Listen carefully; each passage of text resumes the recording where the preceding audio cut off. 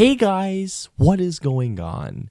Welcome back to the latest movie review from us here at FlickDirect. And for today's movie review, I'm going to talk to you all about Beyond the Neon. Beyond the Neon is a hybrid film that combines a narrative interwoven with actual real-life documentary footage. As Beyond the Neon starts, we follow Joey Salads as he's attempting to interview an escort who has basically been brought into this life of sex trafficking. When he tries to possibly help her out, this girl says, "I cannot do this."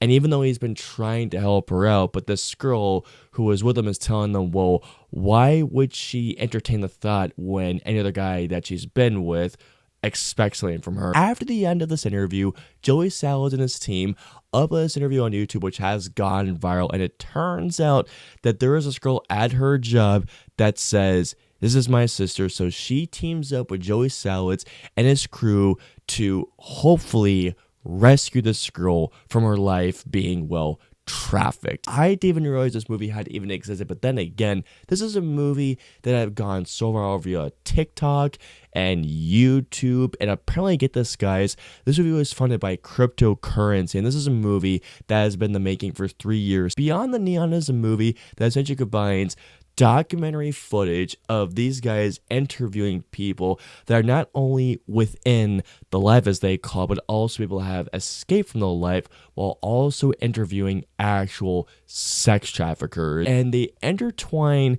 this documentary footage with an actual narrative storyline where this girl is trying to rescue her sister from this life that she has been essentially been put into. Beyond the Neon is a movie that, no joke to you guys, that will make you sick to your stomach knowing that this stuff is actually happening in real life. And I actually brought up some statistics just to show you guys, or to tell you guys what actually happens in Vegas. 16,000 victims reported by U.S. National Making Traffic Hotline in 2022. Also, 20.6 of American men have paid for, well, you guys can imagine, because what the film deals with. And easily the most heartbreaking aspect about this entire thing is that only 1 or 2% out of apparently 16,000 victims make it out of this life alive. The first time that I had ever visited Vegas was 2 years ago, and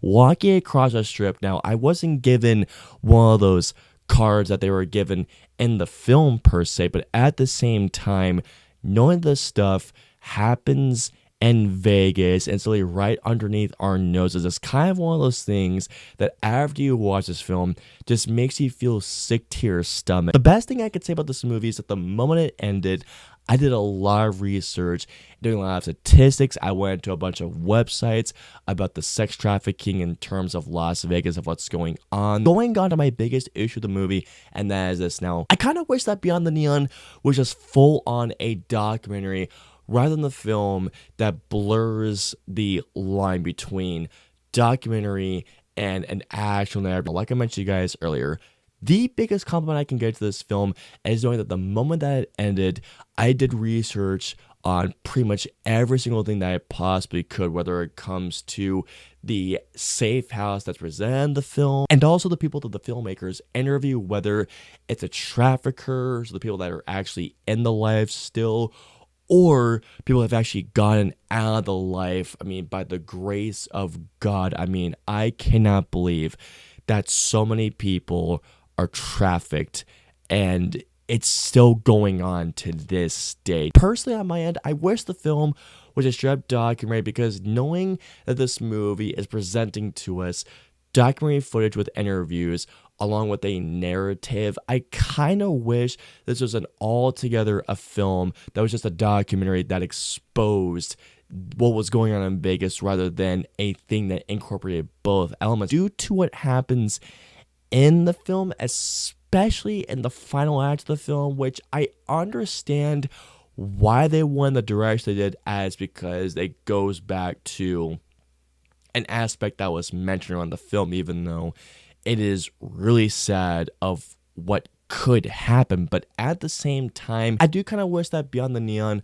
was more of just a straight up documentary that exposed what is actually going on in Vegas that's happening right beneath our noses. But I will say this right now, I recommend checking this movie out, and I do recommend checking out all the sources, all the information that you could find as well, because what is happening right now in Vegas is just absolutely disgusting behavior. I mean, I still cannot believe what I saw in the film and the things and the statistics that I did hear. It made me want to look up the stuff immediately, and it just angers me to no end. Definitely recommend this movie. A very good watch, a very informative watch, and it's a movie that will definitely make you want to do a lot of research. I hope you enjoyed my review of Beyond the Neon. If so, please hit that like button, also share, and don't forget the subscribe button and the notification bell for our latest review goes live. If you guys want to see our previous 2 reviews, please click it right there or right there. And of course, until our next review goes live, we'll see you all next time. Have a wonderful day, guys. Hit like, smash subscribe, and get notified for when our reviews, interviews, and news go live.